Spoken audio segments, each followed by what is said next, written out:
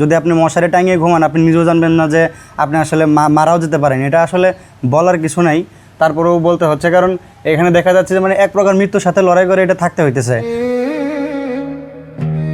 এভাবেই রাজধানীর কবি নজরুল সরকারি কলেজের একমাত্র ছাত্রাবাসের দুর্দশার কথা বলছিলেন শিক্ষার্থী সাকোয়াত হোসেন।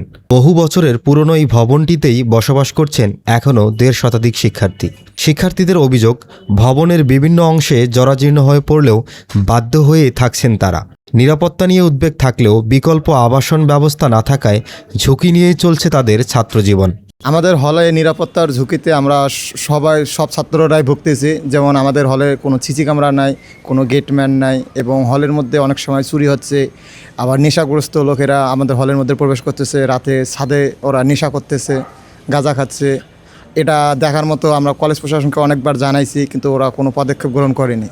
জীবন অবাক না করলে কে করবে? 28% মিল্ক ফ্যাটের অবাক করার সাথে ফ্রেশ মিল্ক পাউডার। জীবন অবাক করুক প্রতিদিন। ৪৭-এর দেশভাগের পর জমিদার যতীন্দ্র কুমার সাহা মঙ্গলাবাসটি রেখে ভারতে চলে যান।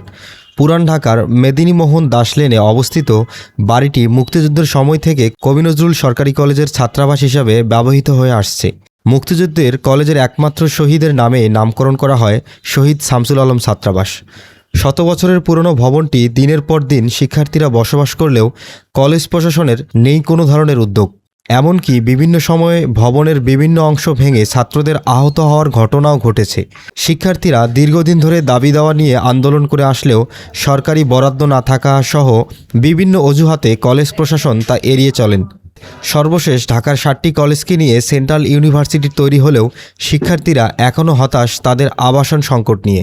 এই হলে থাকার মতো কোনো অবস্থা নেই, কিন্তু এখানে প্রায় ১৫০ থেকে ২০০ স্টুডেন্ট রয়েছে যারা অর্থনৈতিকভাবে সমস্যা এবং মধ্যবিত্ত বা গরিব ফ্যামিলির। ১৫০ স্টুডেন্টের মধ্যে ওয়াশরুম মাত্র উপরে একটা। এখানে ওয়াশরুমে যেতে হলে অনেকক্ষণ সিরিয়ালে থাকতে হয়। ওয়াশরুমের ভিতরে পরিবেশ একেবারেই নোংরা। আমাদের যেরকম পানির লাইন, পানি ঠিকমতো থাকে না, পানির ট্যাঙ্কির ঠিকমতো ব্যবস্থা নাই, পানির লাইন থেকে পর্যাপ্ত পানি আমরা পাই না। আমাদের বিদ্যুতের সমস্যা রয়েছে, মাঝে মাঝে লাইন নষ্ট হয়ে যায়। দেশের বিভিন্ন প্রান্ত থেকে স্বপ্ন নিয়ে ছুটে আসেন শিক্ষার্থীরা। নিরাপত্তাহীনতা সহ নানা সংকটে ভুগছেন তারা এই ছাত্রাবাসে। পর্যাপ্ত ওয়াশরুম সংকট, পানি সংকট, নিরাপত্তাহীনতার সংকট সহ এক সংকটময় পরিবেশে বসবাস করছেন প্রায় ১৫০ শতাধিক শিক্ষার্থী। এ নিয়ে কলেজ প্রশাসনের কাছে জানতে চাইলে তিনি বলেন, হোস্টেলটাকে তো পরিত্যক্ত হওয়ার কারণে এটা আমরা আমাদের হাতে নেই না। এখন যারা যাদের মতো করে উঠছে তারা থাকতেছে, এই জন্য আমরা যদি নিরাপত্তা আমরা একটা দিতে পারি কলেজ থেকে, হয়তো এগুলো কিন্তু সম্পূর্ণ হোস্টেলের খরচে চলার কথা। যেখানে যে কলেজ আছে হোস্টেল আছে সেগুলো হোস্টেলের খরচেই চলে। তারপর আগে একজন ছিল, ওই ছেলেটা নাকি নেশা করতো, ওই স্বেচ্ছায় চাকরি ছেড়ে চলে গেছে। তারপর আমরা দেই নাই, আমরা উদ্যোগ নিয়েছিলাম একবার সিটগুলা রেগুলার করার জন্য, সব কিছু আমরা তালিকাও করছি।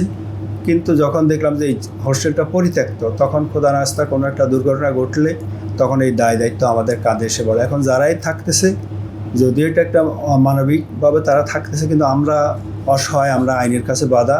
আমাদের তো নিজের করার কোনো সামর্থ্যও নাই এবং আইনও আমাদেরকে সাপোর্ট করে না। কিন্তু আমরা সরকারকে বলছিলাম, সরকার বলছে যে এই বিল্ডিংটা আমরা কিছুই করতে পারবো না।